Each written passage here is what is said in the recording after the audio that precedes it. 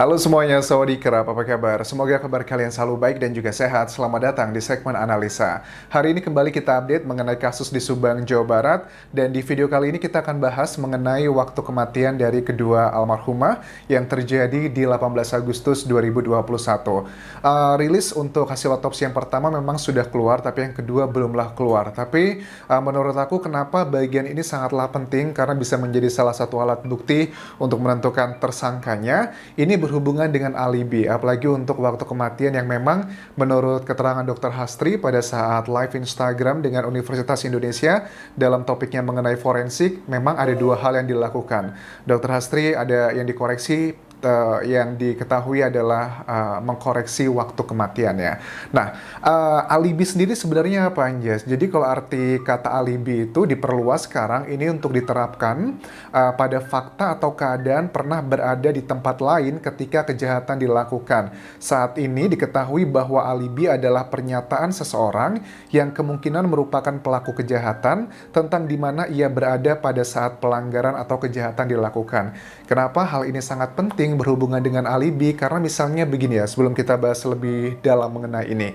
Seandainya sudah diketahui bahwa kedua almarhumah, Ibu Tuti meninggal di jam berapa, kemudian juga Amel meninggal di jam berapa, itu akan kemudian dicocokkan dengan data-data lainnya, misalnya CCTV atau sinyal handphone atau data-data yang lebih signifikan lainnya, itu harus di-matchkan. Benar nggak jam segini kurang lebih ini yang diduga gitu memang sedang beneran tidur.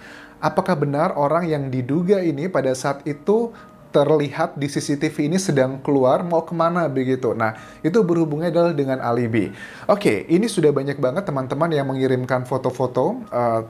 Sebenarnya mereka teman-teman baik sih maksudnya gitu kan ya. Agar mungkin kalian biar bisa memberikan aku lebih self-awareness tentang keadaan kedua jenazah. Dan akhirnya aku akhirnya memberanikan diri untuk melihat kedua korban di mobil Alphard hitam tersebut. Pasti kondisinya sangat menyedihkan.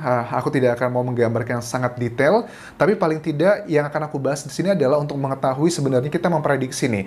Sebenarnya kematiannya jam berapa, Anjas? Karena Dr. Hastri kan hanya bilang ada yang dikoreksi waktu kematian. Tapi dengan berbagai sumber yang aku dapatkan di sini, misalnya adalah tentang tubuh manusia ya. Dari beberapa data yang aku dapatkan, ini adalah kalsium membuat otot berkontraksi. Jadi intinya adalah kalau mayat atau jenazah itu biasanya akan mengalami kekakuan, tubuhnya itu sulit bergerak, biasanya antara 3 sampai 4 jam umumnya. Mungkin beberapa kasus yang sangat spesial dengan kondisi tertentu itu bisa 12 jam, tapi pada umumnya adalah 3 sampai 4 jam. Itu adalah landasan pertama yang harus teman-teman tahu sebelum kita analisa lebih dalam. Kemudian setelah 4 jam apa yang terjadi, Anjas? Setelah 4 jam pada umumnya mayat itu sudah tidak lagi kaku, tapi sudah mulai terjadi pembusukan. Nah, dengan foto-foto saja yang aku lihat dari sosial media dan teman-teman juga banyak yang memberikan itu ke aku, terima kasih. Tapi jangan disebarluaskan ya, karena kita menghargai kedua almarhumah. Tujuanku adalah memberikan knowledge bagi teman-teman semua bagaimana kita melihatnya agar kan masih banyak nih teman-teman yang terlalu agak sedikit pesimis dengan otopsi, masih agak sedikit kok bisa otopsi mengecek ini itu, yaitu semua ada ilmu pengetahuannya, ada dasar-dasarnya. Dengan pengetahuan dasar antara 3 sampai 4 jam tubuh manusia itu kaku, kemudian setelah 4 jam terjadi pembusukan. Nah, kita hubungkan dengan data yang memang sudah kita peroleh adalah dari Pak Indra pada saat diwawancara di Tribun News Network ya. Beliau mengatakan bahwa orang yang pertama kali menemukan kedua jenazah, almarhumah Ibu Tuti dan juga Amel, itu adalah tim Inavis. Pak Indra mengatakan bahwa sekitar jam 10-an pagi pada saat lokasi itu sedang disterilkan menunggu tim Inavis datang, itu memang yang pertama kali membuka bagasi Alphard warna hitam tersebut adalah tim Inavis.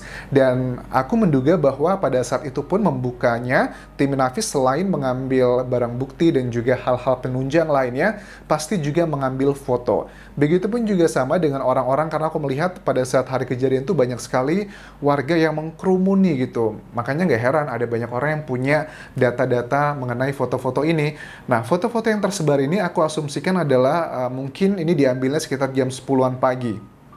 Sampai jam 11 lah kurang lebih ya, sebelum makan siang aku melihatnya di sini.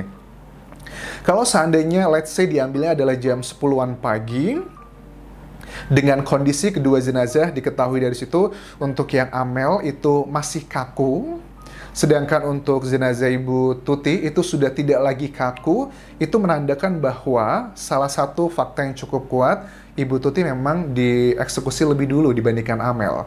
Ini linear dengan hasil otopsi yang pertama. Lebih dulu, tapi jamnya memang dikoreksi ya oleh Dr. Hastri. Nah, sedangkan yang kedua, Amel ini jenazahnya aku melihat di sini memang masih kaku, dan juga beberapa keterangan dari sejumlah saksi yang mengatakan di sana bahwa menggambarkan deskripsinya seperti itu. Kemudian jenazah Amel tuh masih kaku banget, masih segar gitu. Tapi kalau Ibu Tuti itu sudah lemes katanya. Ada yang bilang, oh Anjas wajar dong, karena kan Amel masih muda, jadi badannya masih lebih bagus dan segar. No, ini bukan hubungannya dengan usia seseorang, muda atau tua, tapi ini berhubungan dengan kalsium ya, yang membuat otot itu berkontraksi. Kalau sudah lebih dari 3-4 jam, kakunya itu sudah hilang, tapi sudah mulai terjadi pembusukan. Nah, itu artinya apa? Dari sini kita bisa melihat bahwa kalau seandainya jam 10-an pagi, foto ini yang tersebar itu diambil, berarti kalau kita kurangkan ya 4-6 jam lah ya, mungkin kita ambil 4 jam maksimalnya gitu. Walaupun ada pada puncaknya tuh 12 jam, tapi case yang sangat khusus sekali, let's say kita ambil 4 jam, karena masih ada kakunya. 10, 9, 8, 7, 6, 5, ya mungkin 5 jam lah, 4-5 jam, karena masih foto-foto itu juga ada kemungkinan mungkin jam 11 diambilnya, karena kan berdasar keterangan dari Pak Indra itu ada yang dinyatakan bahwa tim Inavis itu datang jam 10-an pagi, kemudian pertama masuk dulu ke lokasi TKP, setelah masuk ke TKP baru menuju ke mobil. Mungkin ada waktu sekitar setengah jam, jadi mungkin saja Amel itu meninggalnya sekitar jam 5 pagi sebenarnya. Karena dengan fakta-fakta yang kita temukan secara dasar saja ya, itu adalah yang pertama. Kemudian bagaimana dengan Ibu Tuti, Anjas? Karena diketahui tubuhnya Ibu Tuti itu sudah tidak lagi mengalami kekakuan. Berarti kemungkinan besar Ibu Tuti ya, kalau kita foto jam 10-an, mungkin sudah lebih dari 4 jam, sudah lebih dari 6 jam. Kalau aku hitung-hitung ya, itu berarti sekitar ya jam 2 pagi ya. Karena perbedaannya ya sekitar 3 jam ya antara Amel dengan Ibu Tuti. Dan ini juga linear dengan otopsi yang pertama, katanya ada perbedaan waktu nih. Tapi perbedaannya waktu 5 jam menurut aku terlalu jauh ya.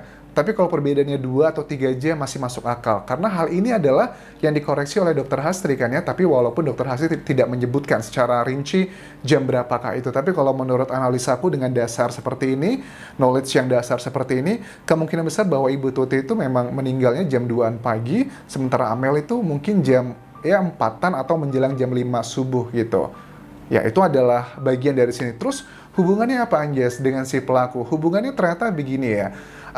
Dengan data-data cross-check, karena polisi pasti pada saat melakukan analisa itu menggunakan sumber data pastinya primer, tapi juga sumber data selain dari BAP, berita acara pemeriksaan, dicocokkan mananya, kemudian juga ditambah dengan bukti-bukti misalnya handphone, sinyal. Karena walaupun handphone kalian tidak aktif pun, itu sebenarnya ada salah satu cara untuk mengeceknya lokasi handphonenya di mana.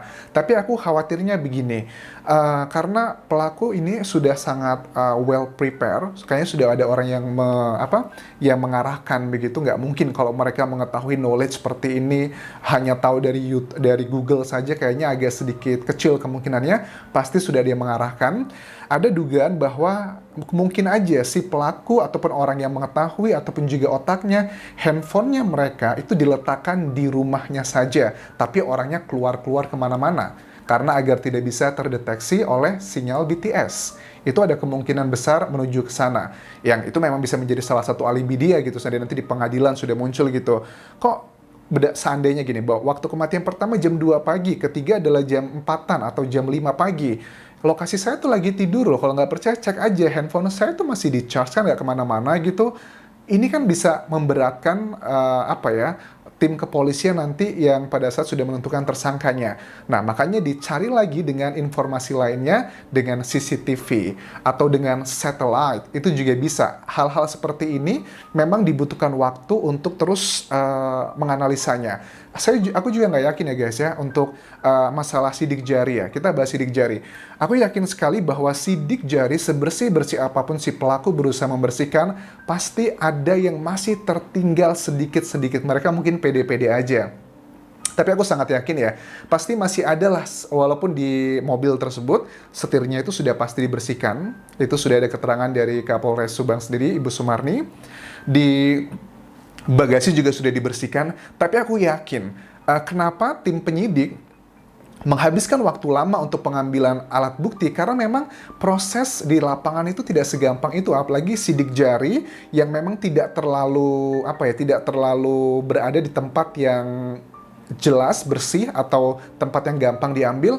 Itu secara gambarannya aku baca-baca dari Google di sini bahwa pada saat mereka menemukan sidik jari dengan kesulitan yang sangat tinggi, mereka meletakkan bubuk kimia, dan itu harus hati-hati banget karena untuk mengambil sidik jari tersebut. Misalkan di mobil Alphard hitam tersebut ternyata ada loh sidik jari yang tidak dikenali, ternyata ada di bagian-bagian yang sama sekali tidak terduga, dan itu butuh waktu untuk menelitinya lebih dalam. Dan aku yakin tim penyidik pasti mendapatkan hal tersebut karena dilakukan, makanya dibutuhkan waktu yang sangat panjang, karena ini nanti kalau sudah masuk pengadilan pasti yang tersangka juga akan membuat alibinya A, B, C, D, E. Tapi fakta-fakta secara ilmiah, misalnya sidik jari, itu tidak bisa kita pungkiri. Nah, berbicara masalah sidik jari, ini sudah aku bahas beberapa kali sebelumnya ya, bahwa aku pernah mengatakan ada sebuah jurnal yang menyatakan bahwa sidik jari itu pada umumnya bertahan antara 5-6 jam. Tapi aku juga pernah ngobrol dengan Dr. Hastri. Dr. Hastri walaupun bukan dari tim Inavis ya, Dr. Hastri adalah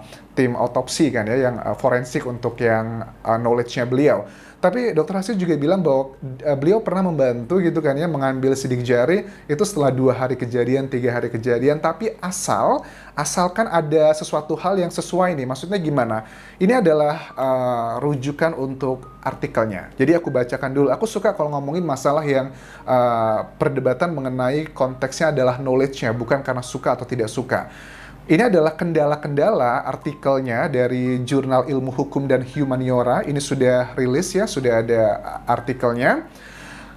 Pertama, kendala-kendala pada saat melakukan pengambilan sidik jari itu adalah, pertama, sidik jari mudah rapuh tergantung pada benda-benda yang menempel. Mungkin kalau diharikan tidak bisa, paling lama adalah hitungan jam, sekitar 5-6 jam.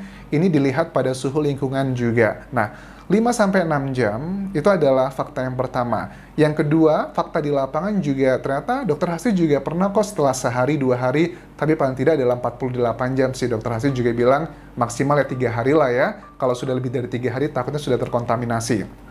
Nah, ternyata tergantung pada suhu lingkungan itu adalah faktor yang pertama. Yang kedua ya, kalau dia basah, semakin basah itu akan semakin cepat hilang. Semakin kering akan semakin lama. Itu adalah untuk suhu lingkungan ya. Yang kedua adalah mengenai lokasinya, tempatnya itu. Semakin besar pori-porinya akan semakin cepat hilang.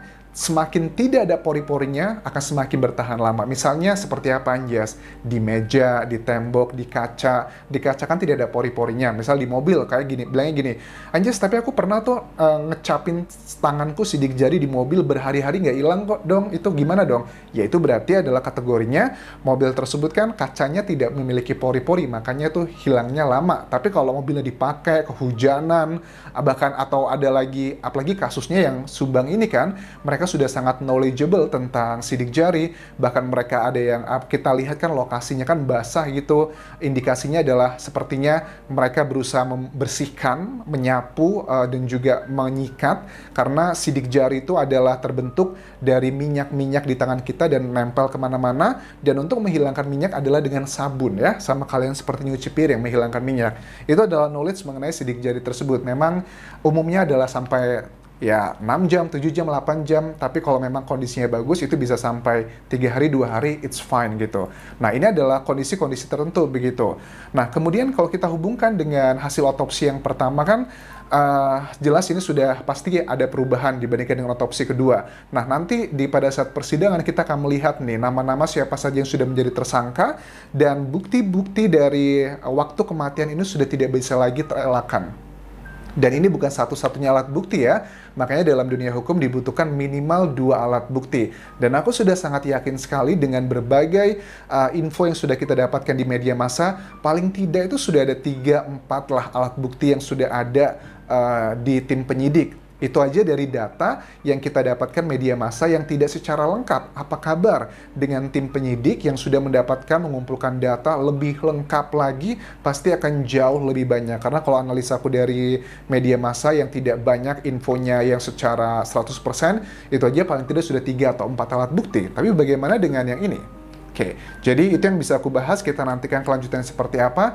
Menurut aku ini adalah langkah-langkah yang akan menentukan siapakah tersangkanya nanti, dan pastinya ini tidak akan menjadi proses persidangan yang sangat simpel. Akan ada pro dan kontra, akan ada nama-nama yang muncul yang menjadi tersangka, tapi kok sudah ada dugaan-dugaan dari netizen yang kontra atau yang pro. Ini akan menjadi salah satu polemik yang nanti akan kita lihat perkembangannya seperti apa. Tapi pesan aku ya, pada saat nanti kita sudah mengetahui tersangkanya, hilangkanlah sifat fanatisme, karena fanatisme itu tidak terlalu baik ya bagi kita, karena fanatisme itu kalau kita sudah suka atau benci, kita sudah menghilangkan lagi fakta, kita sudah lagi tidak melihat hal-hal lainnya. Pokoknya kalaupun alasannya kenapa sih kamu ngedukung dia, ya aku suka aja. Kenapa kamu benci dia, ya aku benci aja. Nah, hal seperti itu aku harap teman-teman tidak lagi berpikir seperti itu. Itu adalah salah satu jeleknya sifat fanatisme. Terima kasih sudah menonton, sampai ketemu lagi di video berikutnya. Jangan lupa follow Instagramku di Anjas di Thailand, dan terakhir please subscribe channel YouTube ini.